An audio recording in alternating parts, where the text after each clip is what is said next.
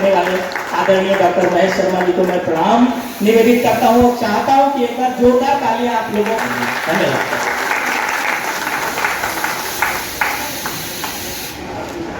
भगवान परशुराम के चरणों में नमन करते हुए भगवान परशुराम के वंशज होने का गर्व और गौरव महसूस करते हुए मेरे सामने बैठे सभी विप्र बंधुओं, मातृशक्ति, धन्यवाद है ये टिकड़ी और इनके साथ लगी हुई पूरी टीम। अनुपम जी ऊपर आ जाओ, अनुपम भाई और सुभाष पांडे जी।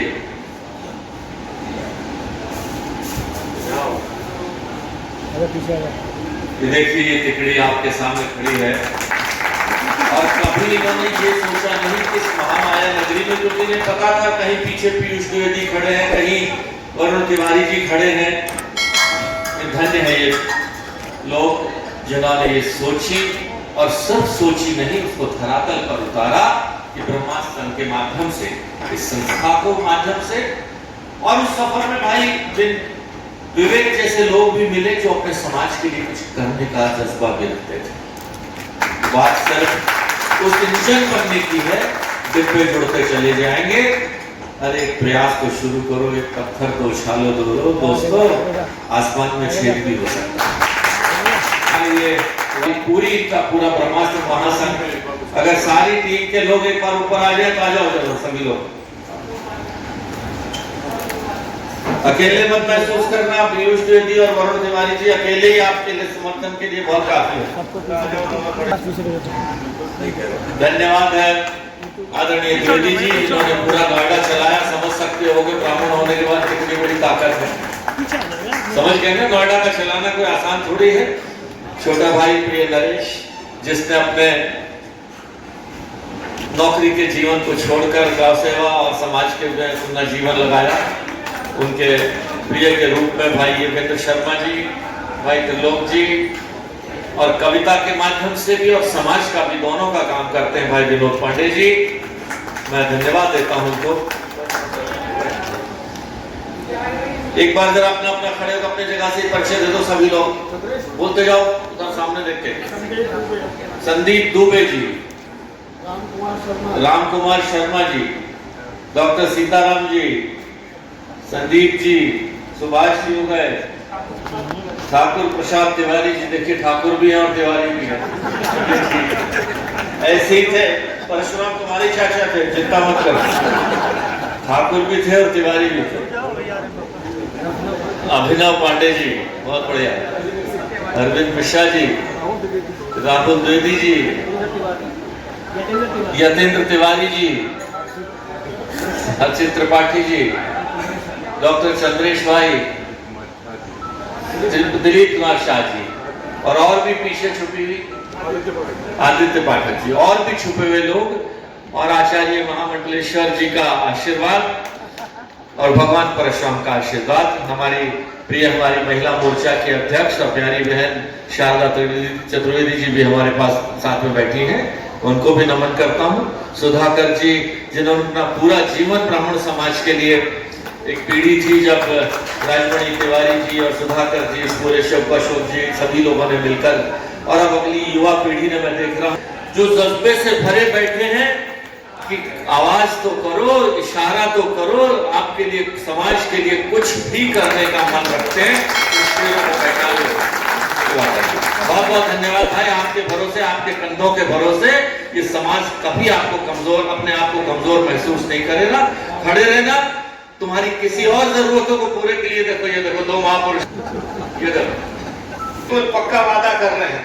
अभी जब आई भगवान का मंदिर बनाने की, भगवान का परशुराम का भवन बनाने की, लेकिन वो खाली गाल बजाई के लिए नहीं होना चाहिए। तिवारी जी ने कह दिया कि कुछ नहीं, शुरू करो, बाकी मैं खड़ा हूं। बहुत बहुत धन्यवाद। देखिए यही समय है और सही समय है। शब्द तो प्रधानमंत्री जी का है, लेकिन चुराने लायक शब्द है, कहीं भी इस्तेमाल हो सकता है।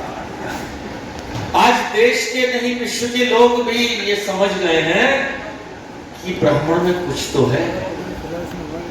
ये ब्रह्मास्त्र, अहम ब्रह्मास्त्र में ये ब्राह्मण समाज, इसके संस्कार, इसके पीछे की डिवाइनिटी, इसके पीछे का अध्यात्म, कुछ तो ताकत है कि पैदा होते हुए बच्चे बच्चे के साथ भी लोग ब्राह्मण उसका पूछते हैं और अंतिम संस्कार के समय में भी पंडित जी का आशीर्वाद लेते हैं। तो अपना ध्यान रखना, ये इतनी स्वार्थी भीड़ है जब भगवान ने सब कुछ बनाया, सांप बिच्छू भेड़ बकरी सब कुछ बनाए, लेकिन ये मानकर कि ये हमारा मनुष्य योनि जो है ये सबसे स्वार्थी, ये किसी के पांव नहीं छुएगा, किसी को नमस्कार नहीं करेगा, किसी की नमस्ते नहीं लेगा। बहुत स्वार्थी प्राणी ये भगवान ने बनाया था।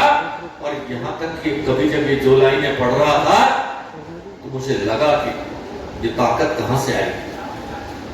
विष्णु सक्सेना जी की लाइनें, होते तुम भगवान मुझे क्या लेना है, ये मनुष्य की प्रवृत्ति बता रहा हूं।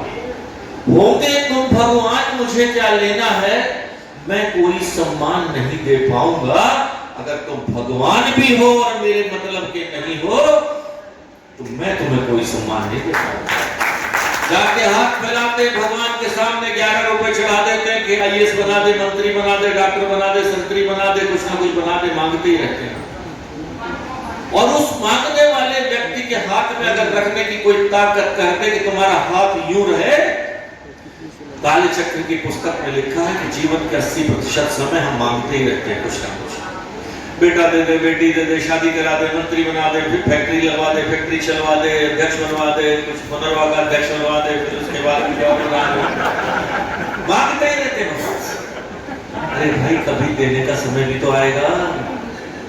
और उस देने के समय का मूल मंत्र जब राष्ट्र के लिए आता है, राष्ट्र स्वयं सेवक संघ की उन 2 लाइनों में कि तन समर्पित, मन समर्पित और ये जीवन समर्पित, चाहता हूं देश की माटी तुझे कुछ और दूं। एक बात करना, मेरा बाप दुनिया से जाए, मेरी बेटी की शादी से समाज लकड़ी लेकर उसका शमशान घाट में भी पहुंचता है, कोई किसी का खाना खाने नहीं पहुंचता, और 1 रुपया लेकर, 2 रुपए, 5 रुपए लेकर कन्यादान करने भी पहुंचता है। अपने आसपास झांक कर देखना, वहां पहुंचने वाले 100 लोगों में 70 लोग, 80 लोग आपके समाज के होंगे। क्यों आए? क्यों आपकी बेटी की शादी में, क्यों आपके पिता के अंतिम समय में से समाज के लोग आपके साथ खड़े? महेश शर्मा को पार्टी टिकट दे दे, ये युवा शक्ति खड़ी हो जाएगी, जिताएंगे जिताएंगे, ना मेरे गांव का रिश्ता है, ना मेरे स्कूल के साथी हैं, सिर्फ इसीलिए है ना कि ब्राह्मण खड़ा। ब्राह्मण कभी आतताई नहीं रहा, अत्याचारी नहीं रहा।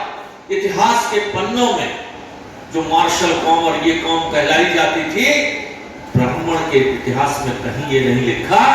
जिन भगवान परशुराम के लिए भी ये कहा गया कि क्षत्रियों का अंत करने वाले हैं, वो क्षत्रिय नहीं थे, वो प्रतीक थे अत्याचार के। कार्तवीर अर्जुन नाम का, सहस्त्रबाहु नाम का जो राजा था, उसने अत्याचार किया और भगवान की प्रिय गाय कामधेनु का जब अपहरण किया तो उन्होंने कहा ये स्वीकार नहीं है, मान सम्मान के लिए स्वीकार नहीं है। वो गाय नहीं थी, वो मेरी माँ थी, और मेरी माँ के सम्मान में कुछ हो जाए ये स्वीकार नहीं है।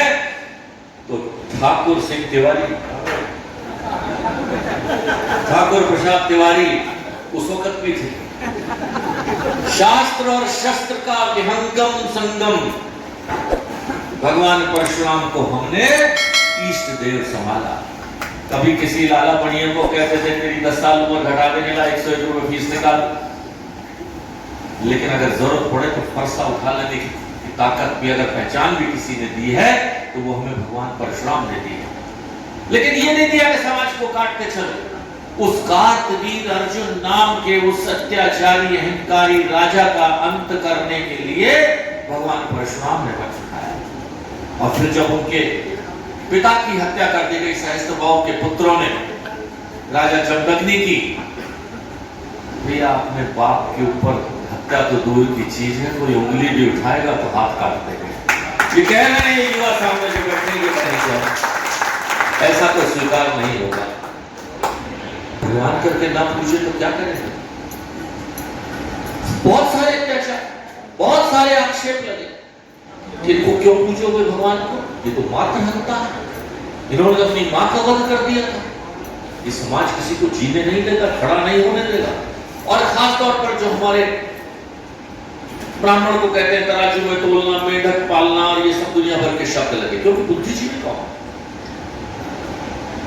फौज में मेरे एक मामा थे, ब्रिगेडियर थे, तो मैंने उनसे पूछा कि एक जब आप रंगरूट जानते हो क्या होता है? असली शब्द रिक्रूट है, लेकिन देसी भाषा में चलते चलते वो रंगरूट होगा। मैंने कहा जब आप रंगरूट को भर्ती करते हो क्या देखते हो उसकी बॉडी नाप लेते हो, 5 फुट 8 इंच की होनी चाहिए। आपको पता है कि अगर किसी दूसरी जाति के लिए वो 6 फुट हो तो ब्राह्मण के लिए 3 इंच की छूट मिलती है। वजन में भी, काठी में भी, तो ब्राह्मण चलो कोई बात नहीं, साइज में कम होगा लेकिन दिमाग में कम नहीं होगा, उसे ले लेते हैं। तो उन्होंने कहा जब हम रिक्रूट की भर्ती करते हैं तो अगर उसमें कोई दिख जाए विनोद पांडे जी जैसा चतुर, तो उसे बाहर निकाल देते हैं। बहुत ज्यादा ज्ञानी अगर वहां दिख जाए तो उसे हम सेलेक्ट नहीं करते। मैंने कहा सच कह रहे हो? बोला बोला अगर हम ब्राह्मण विनोद पांडे को उस रिक्रूट में भर्ती कर दें तो हम कहते हैं कूजा खाई में, पहले कहते तू कूद। ये बताया उन्होंने, और हंसी मजाक में नहीं बोले, बहुत अगर हाई आईक्यू का अगर होगा तो हम उसे रिक्रूट में भर्ती नहीं करते, हम कहते हैं जहाँ कैप्टन के इम्तिहान दे, ब्रिगेडियर का इम्तिहान दे, वहां से सेलेक्ट होके जाओ। तो जो ये बाकी जो लोग जो ये है कि जा कूद जा, भेड़ की तरह से गर्दन नीची करके चलना, सामने नहीं देखना और चलते चले जाना, ये जिन मौलानाओं की, जिन मठाधीशों की, जिन बहुत अच्छा शब्द उसने कहा है। तो क्या फर्क है संत में और महंत में? ब्राह्मण संत कैटेगरी का है, समाज का है, मानवता का है, देश का है, इंसानियत का है, और महंत डेरे का होता है। उसका डेरा से बाहर उसकी सोच नहीं जाती, फिर डेरे का महंत कोई भी हो सकता है। साथियों, ये ब्राह्मण समाज ने देश को, विश्व को, मानवता को, कल्याण की बात करता है। ये सब संस्कृत के शब्द, ये शब्द दिए गए। छोटी सोच तो यहां तक हो सकती है कि जब पार्लियामेंट के अंदर ये भाषा लगी, कोई भाई सब भाषाओं में सुन सकते हैं, मैं नाम तो नहीं लूंगा, एक महामूर्ख ने कहीं तमिलनाडु से आया था, उसने कहा भाई ये संस्कृत भाषा तो जानते ही इतने से लोग हैं, इनके लिए लाखों रुपया क्यों खर्च करते हो?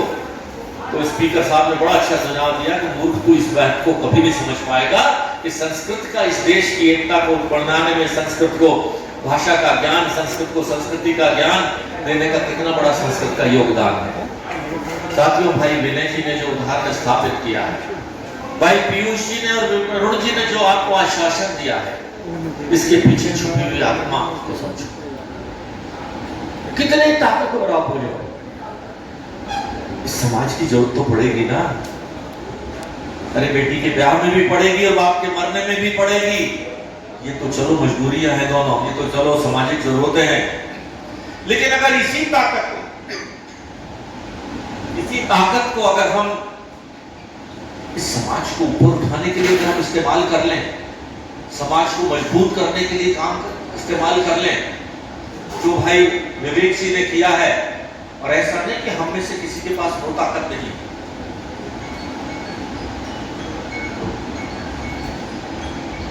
कहावत है कि पैसे का दान तो सबसे निकृष्ट श्रेणी का दान होता है।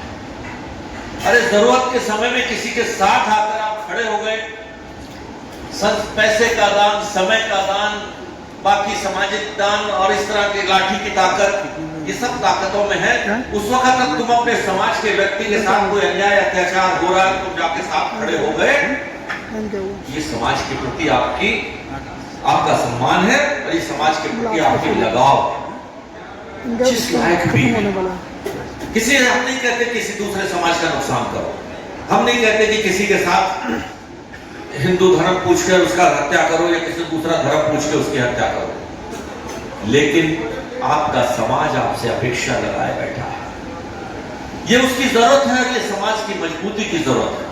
वरना क्या आने वाले समय में कहीं अकेले पड़ जाओगे। एक संकल्प लेकर भाई डीडी तिवारी जी और अनुपम जी, सुभाष पांडे जी को इनका जीवन धन्य हो जाएगा कि हमने ये संस्थान बनाया, इसका कोई तो मकसद, कोई तो ध्येय, कोई तो मंजिल होगी। मंजिल ये होगी कि मैंने आज यहाँ 250-200 लोग जो यहाँ बैठे हैं, ये 200 लोग चिनकर संसाप करेंगे कि मैं अपने किसी भी विप्र बंधु के लिए जहां भी खड़े होने लायक हो सका, मुझे तुम वहां खड़ा पाओगे, चाहे जरूरत ना पड़े। ये विश्वास तो होना चाहिए। मुझे विश्वास है कि लोगों को अगर मेरे हाथ का इशारा कहीं हो जाएगा, जब मेरे हाथ से कहीं खून टपक रहा होगा तो इनकी हथेली नीचे आ जाएगी। भगवान करे सब हथेली से खून ना टपके, क्या बात है। ये इस विश्वास के साथ व्यक्ति किसी व्यक्ति के लिए मैंने, और ध्यान रखना कभी बहुत छोटी सी जरूरत। मैं एक मास्टर का बेटा हूं, 4 भाई थे हम। 30 तारीख को 30 रुपए महीने का वजीफा होता। मैं 29 तारीख को बैंक मैनेजर के पास जाता था, यार जो 1 तारीख को तू वजीफा देगा 29 को दे सकता है क्या? तो जरूरतों की कभी मत समझो कि कितनी छोटी सी जरूरत हो सकती है, और उस जरूरत के समय में आपने उस छोटी सी जरूरत को पूरा कर दिया, मतलब आपको आत्मा रोई गया। एक अपने ही एक समाज का लोग मृत्यु हो गई, पैसे वाले थे, किसी ने मर्डर कर दिया, और मर्डर करने में जब गए तो डरे हुए थे लोग, उसकी डेड बॉडी रिसीव करने को कोई तैयार नहीं था। समय हुआ कि चिंता के लिए चलो भाई शमशान घाट लेके चलते हैं। मैं जब चिता को जब कपड़े पहनाए जा रहे थे, उसकी पत्नी धीरे से आती है मेरे पास, कहती महेश 5000 दे दो। मैंने 5000 हाँ, नहीं वो शमशान घाट में चाहिए नहीं ना। ये जरूरत कोई समझ सकता है, कल्पना कर सकता है? घर बनाया था, 1 करोड़ की कोठी बनाई थी,